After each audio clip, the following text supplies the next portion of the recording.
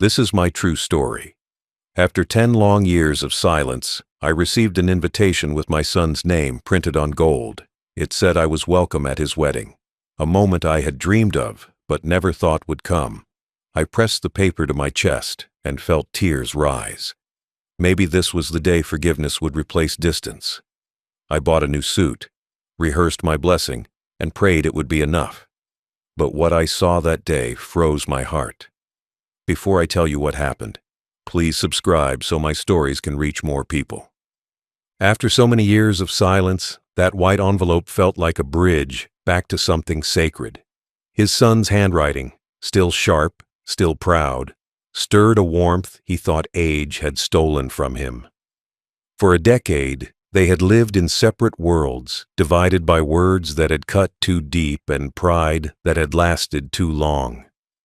But now, the invitation looked like peace written in ink. He read it over and over, not because of the details, the date, the venue, the dress code, but because of the words that mattered most. Father, I would be honored if you attended. He sat by the window for hours, the letter trembling in his hands. Outside, the evening light painted everything gold, as if the world itself approved of this reunion. He imagined the laughter that would fill the hall, the music, the toast they'd share. He thought of the way his son used to run into his arms as a child, shouting, "Look, Dad, I did it!" Perhaps that same spirit still lived somewhere deep within him. Maybe time had done what apologies never could: heal. The following week, he visited a tailor for the first time in years. The young man took his measurements while he spoke softly about the upcoming wedding. "My son's getting married," he said, unable to hide the tremor in his voice. "It's been a long time since we spoke." The tailor nodded with a kind smile, but behind that polite silence, he felt the weight of what those words meant. Years of distance, of birthdays missed, of silence replacing affection. When the suit was ready, he hung it neatly on the back of his door and stared at it every morning like a promise. He polished his shoes until he could see his reflection, though it wasn't youth he saw anymore, it was endurance. He bought a small gift, too, a gold pocket watch, the same one his father had given him on his wedding day. It was meant to be passed down, generation to generation. He imagined placing it in his son's palm with a smile that said, "You've made me proud." For days, he rehearsed what he would say when they finally met. Nothing grand, just simple words. "I'm happy for you." I'm proud he practiced them in front of the mirror, adjusting his tone, making sure they didn't sound bitter or heavy. He wanted them to sound warm, forgiving, like a man letting go of the past. He pictured every moment, walking into the hall, seeing his son in a suit, hearing his voice again. In his mind, it was perfect. Maybe his son had grown wiser. Maybe he'd learned the value of family the same way the father had, through pain, through distance, through time. Hope bloomed in his chest like a long-forgotten spring. The day before the wedding, he packed his bag with trembling hands. He placed the invitation, the watch, and an old photograph inside. The three symbols of everything he still held on to: memory, legacy, and love. Before leaving, he stood in front of his late wife's portrait. "He's getting married," he whispered softly. "You'd be proud." A single tear traced his cheek, not from sadness, but from the fragile beauty of believing again. As he locked his door and stepped outside, a quiet sense of peace followed him. The road ahead wasn't just leading to his son's wedding, it was leading to closure. Whatever had happened before, whatever had been said or broken, he was ready to forgive it all. For blood, for love, for the small chance that family could still be whole again. He didn't know that hope sometimes can walk you straight into heartbreak. For 10 long years, silence had lived where love used to be. It began with a disagreement, small, almost forgettable, about business and responsibility. But pride is a seed that grows even in the smallest cracks, and theirs grew until it tore the foundation apart. The father had trusted his son to help manage his company, believing it would prepare him for the future. But instead, it became the storm that swallowed their bond. A misstep, A deal gone wrong, and suddenly blame became their only language. The son accused him of being controlling, of not letting him lead. The father, hurt and confused, withdrew. One angry night, words were said that neither could take back, the kind that echo in the mind for years.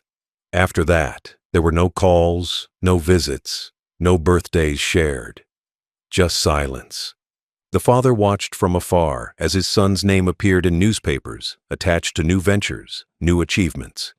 Each success made him proud, but it also reminded him that the boy had learned to live without him. Sometimes, late at night, he would catch himself reaching for the phone, ready to call, to say something simple like, "I saw your article, son," or "I'm proud of you." But his hand would stop mid-air.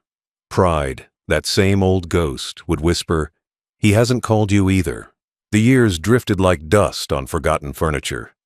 Friends aged, neighbors moved away, and even the house seemed quieter. He kept his son's room untouched, the old posters still on the wall, the faded football jersey hanging by the door. It wasn't a shrine, just a memory that refused to leave. Sometimes he'd sit there and imagine hearing his laughter again, as if distance could be undone by memory. When his wife passed, he sent an invitation to the funeral. It was returned unopened. That, he thought, was the final goodbye. Not between father and son, but between two strangers who once shared a last name. Still, he didn't hate him. He couldn't. Hatred takes energy, and all he had left was endurance. So he chose something quieter. Forgiveness. Not the loud, emotional kind, but the kind that grows slowly, like moss on stone. Years passed, and the seasons stopped surprising him. Each morning was the same. Tea, the paper, the silence. He sometimes wondered if his son even knew he was still alive. But even in loneliness, hope is stubborn. It lingers, like a faint heartbeat, even when everything else fades. Somewhere deep inside, he believed the day would come, that knock on the door, that familiar voice saying, "I'm home." And then, one day, the envelope came, simple, white, unassuming, yet it carried the weight of a decade. He didn't see it as a wedding invitation. He saw it as a bridge rebuilt. The paper held no blame, no apology, no explanation, just a date, a place, and a name. For him, that was enough. Maybe his son didn't know how to say sorry, but this was his way of trying. He spent the nights before the wedding thinking about how strange life was, how the same blood that once carried warmth could turn cold, then warm again, how years of silence could still be broken by a single piece of paper. He wasn't going to ask for explanations or apologies. He didn't care who was right or wrong anymore. All he wanted was to stand in the same room with his son again, to look into his eyes and see if the boy he'd raised still lived somewhere inside the man he'd become. He went to bed that night smiling softly, believing that maybe, just maybe, this was how forgiveness was meant to arrive, quietly, after years of noise.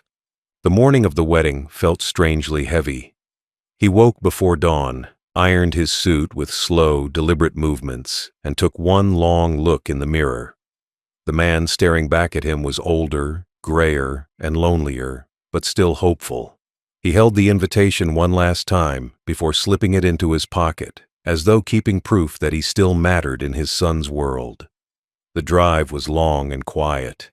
Fields gave way to wide roads to city streets, and soon the landscape began to change. Wealth everywhere, confidence in the air, buildings gleaming under the sun. When he finally arrived, he had to check the address twice. The venue was grand, too grand. Ivory pillars lined the entrance. A fountain danced in the center of a manicured courtyard, and the marble steps shone like they had been washed in light. He paused at the gate, heart pounding, not from the climb, but from disbelief. The design of the building. It was hauntingly familiar. The same arches, the same terrace layout, even the pattern of the tiles. It resembled the very architecture he had once dreamed of building himself, back when his business thrived. The same plans he'd sketched decades ago. the same dream he'd shared with his son at the dinner table. For a moment, he wondered if it was coincidence. But as he walked closer, the fountain caught his eye, a replica of one he'd built in front of his old factory. The shape, the angle, even the engraved initials were identical. His breath hitched. He had designed this, every inch of it. But that factory had been sold when he went bankrupt, when his son had promised to take care of things. The doorman smiled warmly and ushered him inside, but the sound of the music and chatter faded behind the noise in his head. Every corridor he passed, every chandelier that glowed above him, carried echoes of his past. It wasn't just similar, it was his design, stolen and renamed. Inside the main hall, everything shimmered with perfection. Crystal chandeliers swung gently from the ceiling, tables were dressed in white linen, and flowers bloomed in gold vases under soft candlelight. Guests in elegant clothes laughed, sipped champagne, and spoke of the groom, his son, with admiration. The old man's heart filled with pride and ache all at once. His son had built a world that looked perfect, but it was built on bones that weren't his. He found his seat quietly in the second row. The air smelled of roses and wealth. Cameras flashed as people posed, the orchestra played something slow and grand, and the murmur of excitement spread like a wave. He adjusted his tie, his hands trembling slightly, not from age, but from anticipation. He wanted to see his son, to see how he'd grown, to hear his voice again. Then the announcer's voice echoed through the hall. "Ladies and gentlemen, please rise for the bride." He stood with the others, a small smile rising instinctively. The doors opened and sunlight poured in from behind the bride's figure. The moment should have been joyous, but as she stepped forward, the smile faded from his lips. His body froze, his vision blurred. The bouquet, the dress, the slow music, all faded into a single, unbearable truth. The bride's face was one he knew. A face he had not seen in decades, yet could never forget. Her hair was silvered now, but her walk, her eyes, were the same. The woman walking toward his son was his first love, the woman he had once planned to marry before she vanished from his life without goodbye. The necklace she wore sparkled under the light, the same gold locket he'd given her half a lifetime ago. He gripped the pew for balance. The world tilted slightly, his heart pounding in disbelief. Every step she took felt like a reopening of an old wound. His mind refused to accept what his eyes showed. But the truth was unmovable, standing right in front of him, veiled in white. As the hall erupted in applause, he remained frozen. His chest tightened, breath shallow, memories flooding like a storm breaking loose. It was not just heartbreak. It was history returning in the cruelest form. The wedding he thought would heal the past had instead unearthed it. The air around him thickened, as if the world itself stopped breathing. His knees weakened, and for a brief, terrible second, he thought he might collapse right there in front of everyone. The woman walking toward the altar, the bride his son was marrying, was not just someone from his past. She was his past. Her hair had turned silver at the edges, her face carried the fine lines of time, yet her eyes, those same deep eyes, carried the echo of 1,000 memories he had spent decades trying to bury. She walked with grace, with calm, with the quiet composure of someone who had rewritten her story and convinced herself the first version never existed. But he remembered everything. The summer they met, the night she whispered she couldn't stay, the morning she disappeared without goodbye. He remembered the locket she wore that day, and now, impossibly, he saw it again, resting against her chest, glinting beneath the lights of the chandeliers. It wasn't coincidence, it wasn't a dream. It was the same gold necklace, the same broken clasp he'd fixed once with his own hands. Time had aged it, but it was unmistakable. That one small piece of metal turned every sound in the hall into silence. The guests around him stood, smiling, clapping softly as she walked, but he couldn't hear their applause. The sound was buried under the heavy thud of his own heart. His hands trembled against his cane. The breath he tried to take refused to come. In that moment, he wasn't an old man in a wedding hall. He was a younger version of himself again, watching his future walk away from him a second time. Their eyes met for a fraction of a second. Just one. But that single glance was enough. Recognition struck her first. Beneath the veil, her face froze. Lips parting, eyes widening, color draining. The smile she'd worn faltered, replaced by something raw and frightened. For that fleeting instant, the mask fell, and the truth shone through. She knew. She knew. He looked down, trying to steady himself, pretending to adjust his sleeve, pretending not to see what the universe had just thrown at him. The ache in his chest spread like wildfire, not just from betrayal, but from the cruel symmetry of it all. The son who had once abandoned him was now marrying the woman who once abandoned his heart. He thought of leaving, just walking out before anyone noticed, but his legs wouldn't obey. His entire body was trapped between disbelief and memory. Every promise, every kiss, every night under the stars from decades ago came back like ghosts whispering in the back of his mind. How could she be here? Why hadn't she said anything? Did she even know whose son she was marrying? But her reaction told him everything. She knew. The priest's voice echoed faintly, distant, calling for vows and blessings, but he couldn't hear the words. The world around him blurred, faces blending into colorless shapes. His son's voice, cheerful, proud, was the only thing that pierced through the fog. He looked so happy, so unaware of the story being rewritten behind his back. And that innocence, twisted the knife deeper. He turned slightly, catching his reflection in the mirrored wall nearby. The man staring back wasn't broken, just hollow. A man who had already lived this heartbreak once and now had to watch it play out in the cruelest way possible. He wanted to shout, to stop it, to say something. But what words could undo the years of silence that brought them here? What truth could be spoken in front of hundreds without destroying everything? So, he did what age had taught him to do best. He stayed still. The ceremony ended in applause.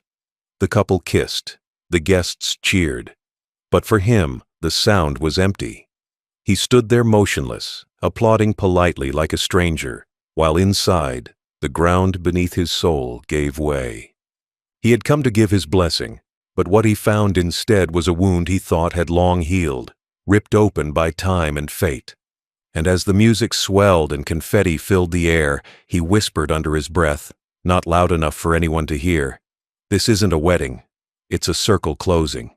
As the music played and laughter filled the hall, his mind drifted somewhere far away, back to a time when the world was simpler, softer, and filled with the glow of youth. The sight of her face had cracked something open inside him, and memories he thought were long buried now rose to the surface like waves against the shore. He remembered their first meeting, a small cafe on a rainy afternoon, the sound of raindrops tapping against glass while she smiled shyly over a cup of tea. Her laughter then had been light, unguarded, untouched by the years that would later twist everything. They had fallen in love quietly, like two people who believed time was endless. He remembered the evenings spent walking along the riverbank, their hands brushing, their conversations small but infinite. She used to wear that same gold necklace then, a simple thing, but to him, it was everything. He had saved for weeks to buy it, giving it to her under a sky full of stars, promising that it would be a symbol of the life they'd build together. But life had other plans. He was ambitious, always chasing stability, while she was restless, haunted by fear and uncertainty. She had once whispered that she couldn't raise a child in a world built on struggle. He had laughed it off, thinking love would be enough. But one morning, she was gone. No note, no goodbye, just the necklace missing from its place on the dresser and the echo of her name in an empty house. Months later, when he met the woman who became his wife, he had tried to forget. He buried the past under new beginnings, a marriage, a child, a home. Yet even in his happiest moments, a shadow lingered in the corners of his heart. He never spoke her name again, not even when he looked at his son and thought sometimes that the shape of his smile seemed familiar. Now, decades later, sitting in the wedding hall, those old fragments stitched themselves together into something darker. The timelines, the ages, the missing years, they all aligned too neatly. A thought crept into his mind, slow and cold. Could his son be marrying the daughter of the woman who had once broken his heart? Or worse, was she herself the one he once loved, returned under a false name, desperate for revenge wrapped in elegance? The thought made his stomach twist. His hands trembled as he recalled her last words all those years ago. "I can't raise a child in chaos." The phrase replayed in his mind like a cruel echo. Had she gone on to build a new life, to raise a child alone, one who would now unknowingly walk back into his life wearing a suit and calling him father? He watched her from across the room, studying every gesture, every small movement. She laughed when people congratulated her, but her eyes avoided his. Whenever their gazes met, she looked away too quickly. Guilt lived in that look. Old, heavy guilt. It was no mistake. She knew exactly who he was. The music swelled again, but he couldn't hear it. Instead, he heard the quiet hum of memory, the echo of a past that refused to stay buried. He remembered the letters he had written her after she left, never sent. He remembered waiting at the cafe where they first met, thinking she might walk in any moment. He remembered the night his son was born, how he had looked into that small face and promised to be the kind of father who never disappeared. But now, as he sat there surrounded by laughter, he realized how cruel time could be. It had brought her back, not as a lover, not as a memory, but as the embodiment of every secret that had shaped his life. And his son, innocent and unaware, stood in the middle of it all, a piece of both their pasts colliding in the present. His thoughts spiraled, but he didn't move. His heart was a storm, but his face remained calm. The truth was too fragile to reveal in that moment. The weight of what he now suspected was too heavy to confront without proof. So he waited, quietly, painfully, knowing that answers would come, and when they did, they would either break him or set him free. That night, as the celebrations went on, he sat in silence at the edge of the hall, the image of her necklace glimmering in the candlelight like a ghost from another life. And in that glint, he saw it clearly, the cruel poetry of fate. He hadn't just come to his son's wedding, he had come to the burial of his peace. He slipped out quietly during the vows, his footsteps barely audible against the marble floor. The music and applause behind him faded into a distant hum as he stepped into the quiet hallway. The chandeliers outside the ballroom flickered softly, their golden light casting long shadows across the corridor. His hands trembled slightly, not from age, but from the storm that had built inside him. Every second he spent in that room had felt like a weight pressing on his chest, suffocating and merciless. He needed air. He needed truth. He wandered aimlessly at first, following the muffled sounds of laughter echoing from distant rooms. Then, from the corner of his eye, he saw her, the bride, standing alone near a dressing-room mirror. Her veil was lifted, her expression lost somewhere between guilt and fear. For a moment, he hesitated. The last time he had looked at her that closely, the world had been different. Now, everything between them was wrong. The time, the place, the silence. He approached slowly, each step deliberate, each breath measured. She must have felt his presence because her shoulders stiffened. Her reflection caught his approach before she turned. When their eyes met in the mirror, something broke in her gaze, a fragile mix of recognition and regret. He stopped a few feet away, his voice caught somewhere between disbelief and exhaustion. Words weren't needed. They had already said too much to each other through years of absence. The silence between them carried everything.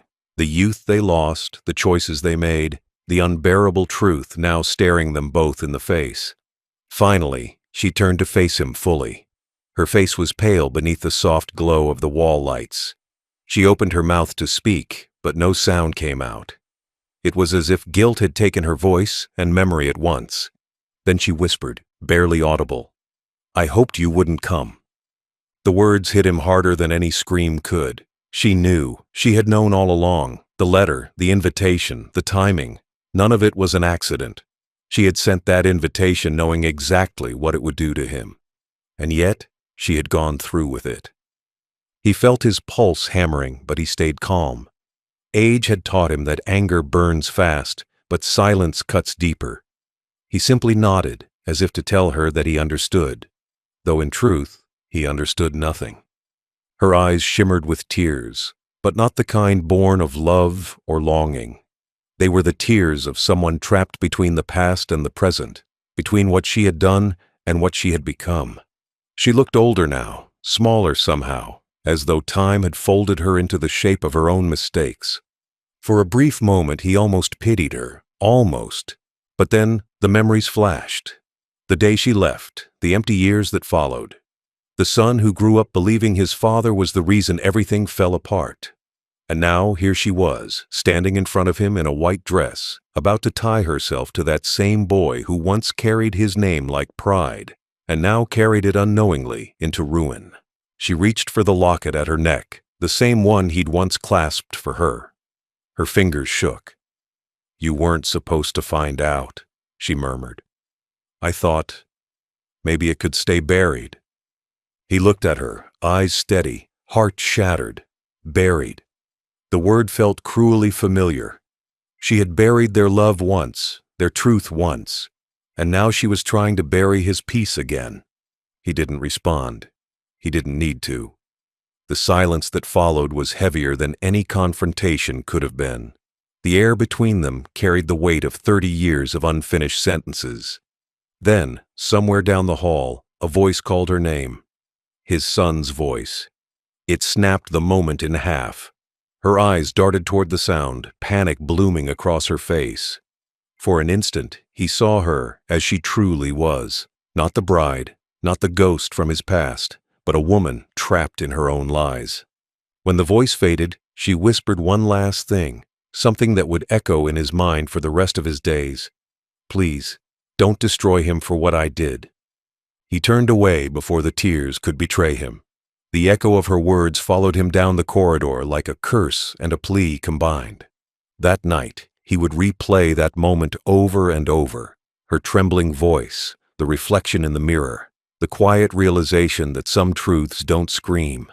They whisper until you finally listen. The next day passed like a blur, the memory of that encounter haunting him like an echo that refused to fade. Sleep had not come. Every time he closed his eyes, he saw her face, those eyes that once promised forever, now trapped in fear. He replayed her words in his mind, the desperate whisper, "Please, don't destroy him for what I did." But the truth had already begun to destroy itself. There are secrets that don't need help falling apart. They unravel the moment they are seen. He arrived at the reception hall early the following morning, called by the weight of unfinished business. The event was quieter now. The guests had gone, the music had stopped, but the damage lingered in the air like perfume after a storm. He found her sitting in a corner, veil discarded, dress wrinkled, eyes red from sleeplessness. For the first time in decades, she looked exactly as she did the day she left him, lost, guilty, and unrecognizably fragile. The silence between them broke when she spoke. Her voice was steady now, stripped of pretense. "You deserve to know the truth," she said. "You always did." Her confession came in pieces, half whispered, half choked, but every fragment fit perfectly into the puzzle that had haunted him for decades. She told him that after she left, she discovered she was pregnant. Fear had driven her away then, the same fear that had kept her silent all these years.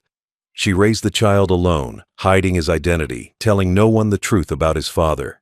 Years later, when she met his son through business, she hadn't known who he truly was until it was too late. The invitation, the wedding, the reunion, it wasn't fate, it was irony.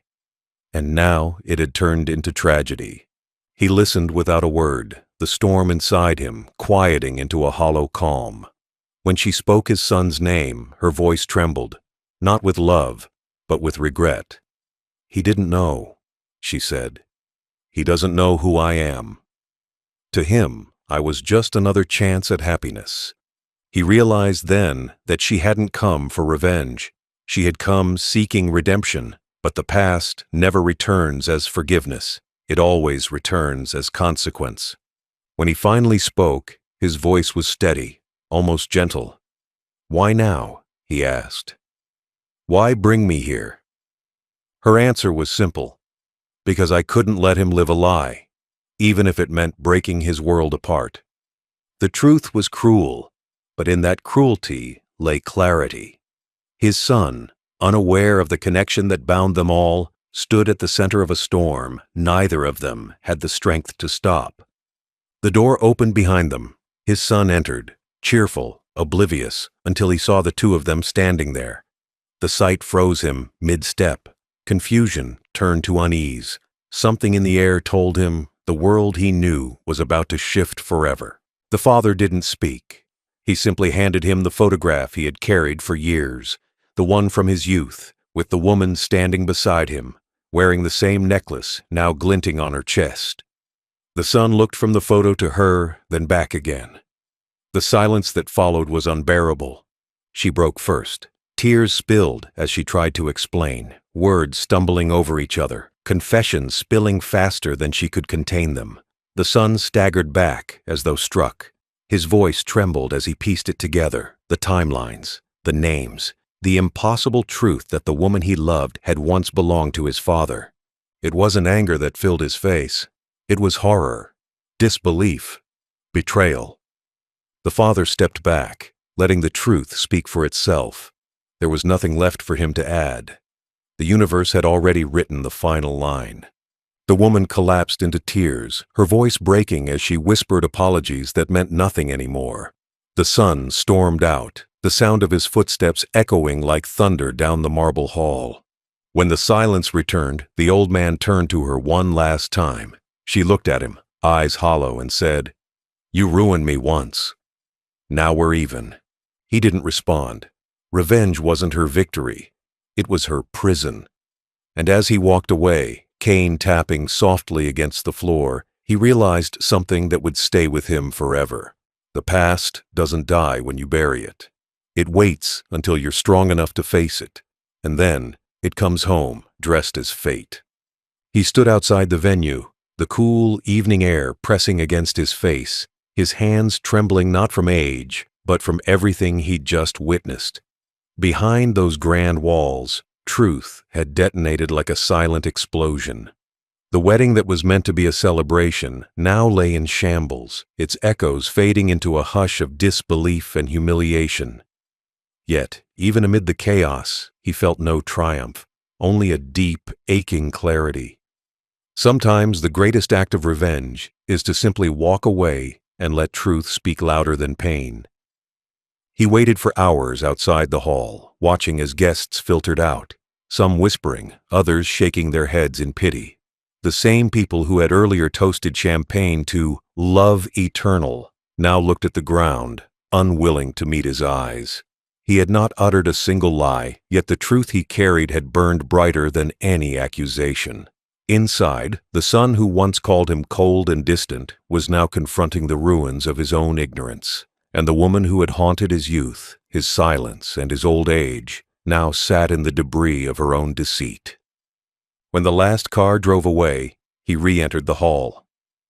The lights were dim now, the tables half cleared, the scent of wilted roses and spilled wine hanging heavy in the air.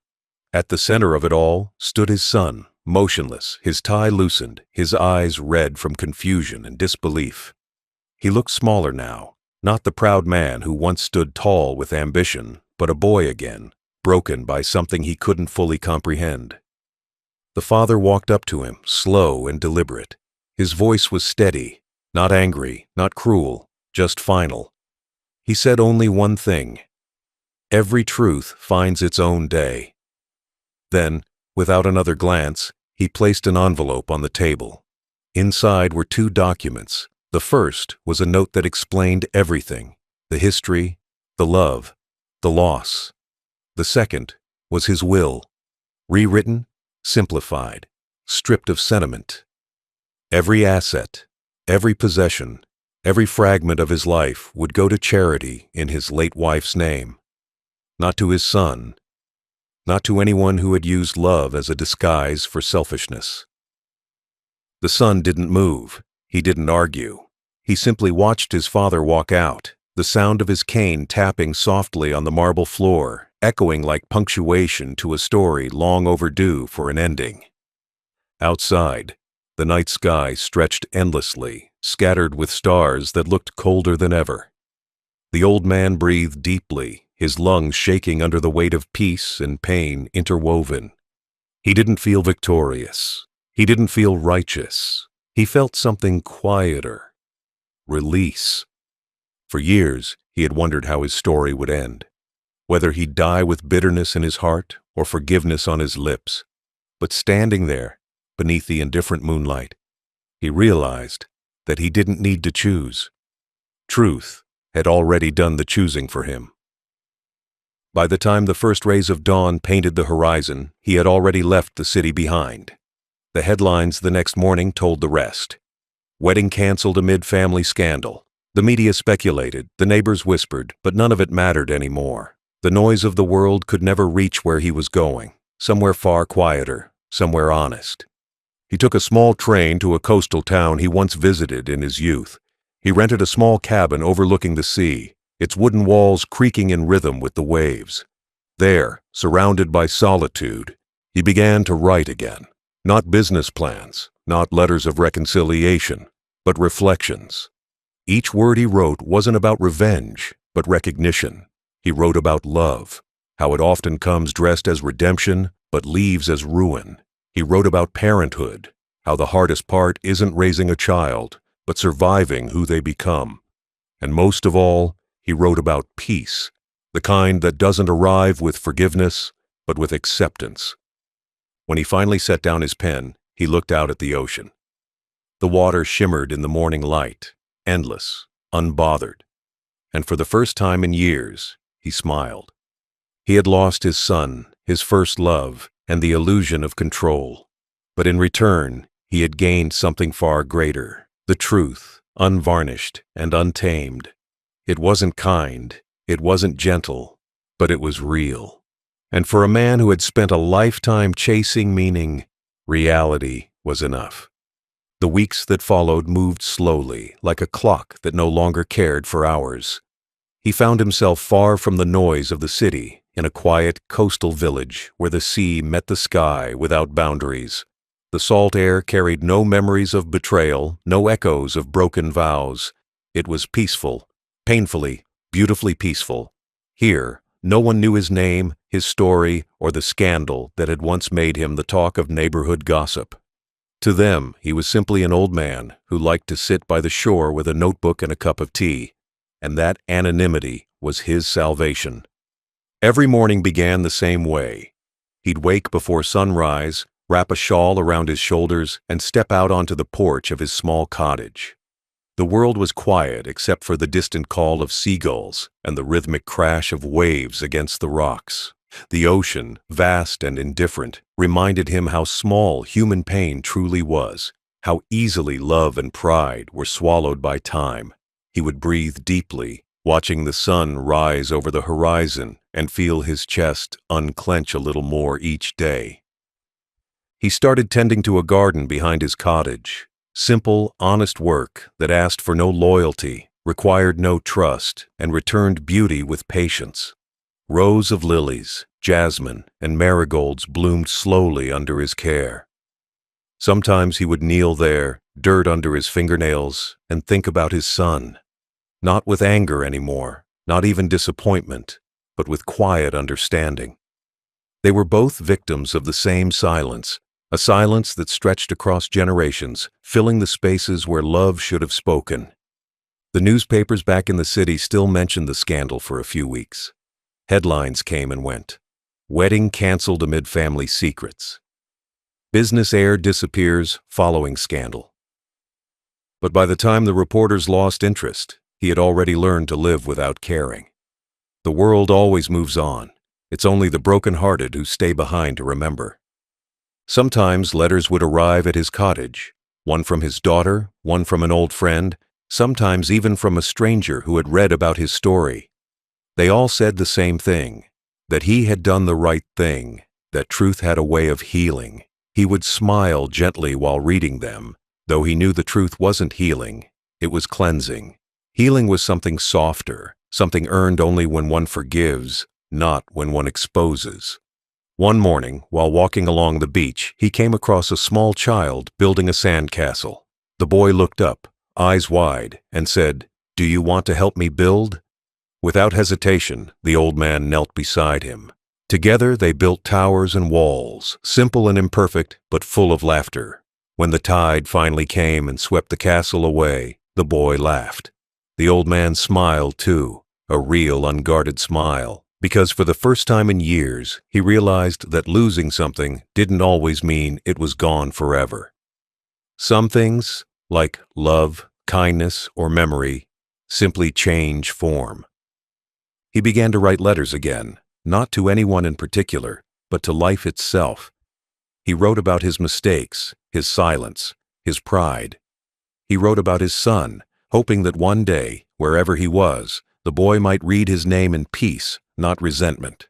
He ended every letter with the same line, "If you ever return, I'll still be here, not to punish, but to listen." Each evening, he'd sit by the window, the scent of his garden drifting in with the sea breeze, and read poetry from old books. He no longer chased forgiveness. He lived within it. The same heart that once shattered under betrayal now beat quietly in acceptance. He didn't need closure anymore. He had found something deeper: stillness. In that stillness, he found clarity. He realized that life doesn't end with heartbreak or even betrayal. It ends when one stops finding meaning in the pain. His meaning had returned, not through revenge or redemption, but through gentleness. By the time summer turned to autumn, his garden was a sea of color. Neighbors would pass by, waving, smiling, sometimes stopping to ask for advice on plants. They didn't know his story, and he didn't tell it. It was enough for him to live as though it had already been rewritten. The world had once taken everything from him: his love, his name, his pride. But now, sitting by the sea, as waves whispered their endless rhythm, he realized something profound. The world had also given him something it couldn't take back: peace. He sits now, in the quiet rhythm of his later years, watching the sun dip beneath the horizon like a slow curtain closing. The sea hums outside his window, constant and forgiving, a sound that never lies. It reminds him that everything passes: the anger, the betrayal, the noise. What stays is understanding. He sometimes thinks about the wedding, the laughter, the faces frozen in shock, the truth that shattered a celebration built on deceit. He doesn't replay it in bitterness anymore. Time has a way of softening sharp edges without dulling the truth. He realizes now that his presence there wasn't fate's cruelty. It was closure disguised as pain. The universe had waited decades to show him the last unfinished page of a story he thought he had left behind. He keeps a single photograph on his table, not of his son, not of the woman who betrayed him, but of the oak tree behind his old house. Its roots had once held all their childhood memories. Now it stands somewhere far away, still growing, untouched by human lies. He likes to think that maybe one day his son will visit that tree and understand what roots truly mean. Not ownership, not pride, but connection. He doesn't hate his son. He doesn't forgive him either. He simply accepts that some people must lose everything before they understand what love was worth. His son had inherited his ambition, but not his humility. And while the father lost money, time, and years of peace, he gained wisdom that no empire could buy. When neighbors visit, they see a man calm and gentle, offering tea with a quiet smile. They don't see the storms he's survived. They don't see the years he spent being misunderstood, erased, and betrayed. But maybe they sense it: the gravity in his silence, the depth in his eyes. People who have lived through heartbreak carry a different kind of light, dimmer, steadier, and impossible to fake. Sometimes late at night, he writes in a small notebook. Not letters of anger, but lessons for whoever finds them one day. Lines like, "Don't raise a child who loves your wealth more than your words," and "Never confuse blood with loyalty." His handwriting shakes now, but his thoughts are sharp as ever. He wants his story to survive him, not for revenge, but as a warning that love without respect is a slow death. He's realized something profound. Revenge isn't always about punishment. Sometimes it's about peace, the quiet satisfaction of knowing you didn't become what they tried to make you. His revenge was not the exposure, not the downfall, not even the justice that followed. It was the dignity he kept when everyone else traded theirs for greed. And as he watches the waves stretch endlessly, he smiles faintly to himself. "Some invitations," he murmurs, "aren't meant to reunite. They're meant to reveal." The sea answers with its soft applause, and the evening air feels lighter. The sun sinks lower, and the light fades, but it's a beautiful kind of fading. Not an ending, but a peace he waited a lifetime to feel. Because in the end, it wasn't the betrayal that defined him. It was the way he carried it, quietly, gracefully, with the strength of a man who refused to lose his soul even when he lost everything else. Would you like me to start your next story prompt right now?